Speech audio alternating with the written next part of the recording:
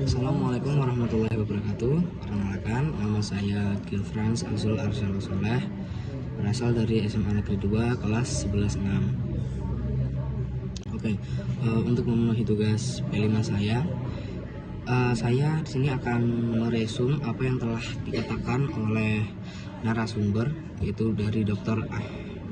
Ling Ahmad Qasim, yang dimana beliau itu menyampaikan seperti demikian ini.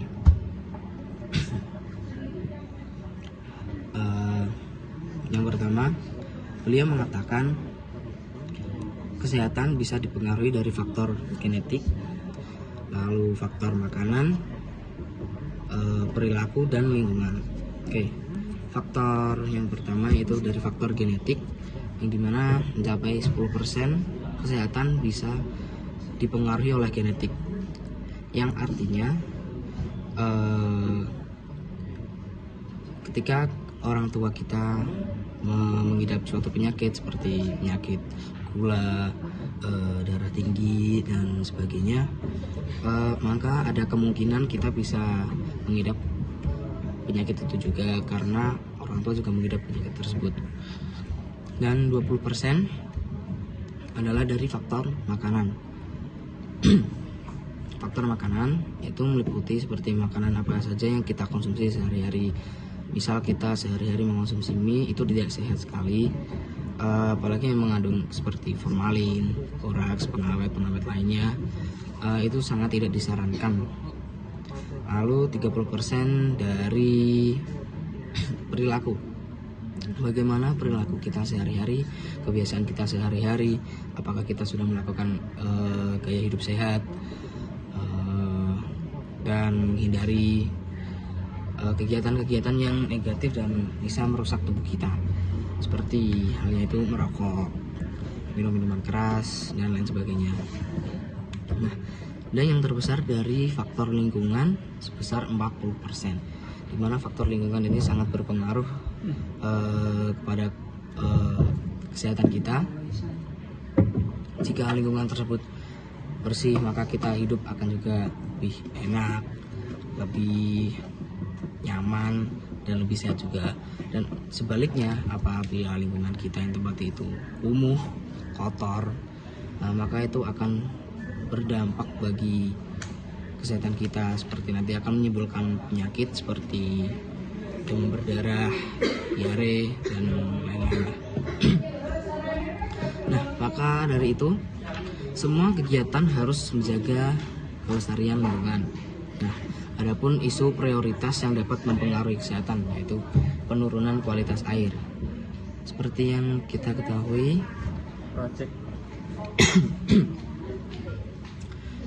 masyarakat Indonesia sangat suka sekali membuang sampah sembarangan ya, salah satunya di sungai, yang dimana hal tersebut juga bisa mengurangi kualitas air untuk kegiatan kita sehari-hari, seperti untuk minum, mandi, dan lain-lainnya sekarang menjadi lebih tercemar, lebih kotor. Lalu seperti yang kedua, air sungai sudah tercemar. Ya, seperti yang saya katakan tadi, masyarakat Indonesia suka sekali membuang sampah di sungai. Lalu 3, pengelolaan sampah yang baik. Untuk pengelolaan sampah yang baik, kita bisa melakukan daur ulang, lalu tidak membakar sampah. Lalu untuk yang terakhir, perubahan fungsi lahan menjadi rumahan, bangunan, yang menyebabkan hilangnya daerah resapan. Oleh karena itu, dilakukanlah STBM, yaitu pertama, stop BABS. Nah, BABS ini adalah singkatan dari buang air besar sembarangan. Meskipun sekarang sudah banyak sekali masyarakat yang memiliki rumah-rumah yang bagus dan layak huni, tidak sedikit juga masyarakat yang masih buang air besar itu seperti di sungai. Nah, dampak dari BABS ini itu bisa menimbulkan penyakit ya, seperti diare, hepatitis A, kolera, disentri, lalu ada tiroid, cacingan, ya dan segala macam lah. Lalu selain itu juga bisa menurunkan kualitas air, yang dimana nanti air yang biasanya kita pakai untuk mandi, cuci-cuci lah, akan menjadi lebih kotor dan tercemar karena adanya kotoran dari orang-orang yang BAB sembarangan di sungai. Lalu yang kedua CTPS, yaitu cuci tangan pakai sabun sesuai anjuran dinas kesehatan ya. Kita mencuci tangan supaya bersih, tidak ada kuman yang menempel tangan kita, maka kita harus cuci tangan pakai sabun. Dan selanjutnya pengamanan air minum dan makanan. Nah, untuk air minum ini kita bisa lakukan yang pertama, satu, membudidayakan perilaku pengolahan air layak minum dan makanan yang aman dan bersih secara berkelanjutan. Yang kedua, menyediakan dan memelihara tempat pengolahan air minum dan makanan rumah tangga yang sehat. Nah, ada beberapa tips untuk kita bisa mengetahui bagaimana air minum itu bisa sehat atau tidak. Yang pertama, air minum itu tidak bau, lalu tidak berasa dan tidak berwarna. Dan ada pun 5 kunci keamanan pangan, yaitu 1, kita harus jaga kebersihan.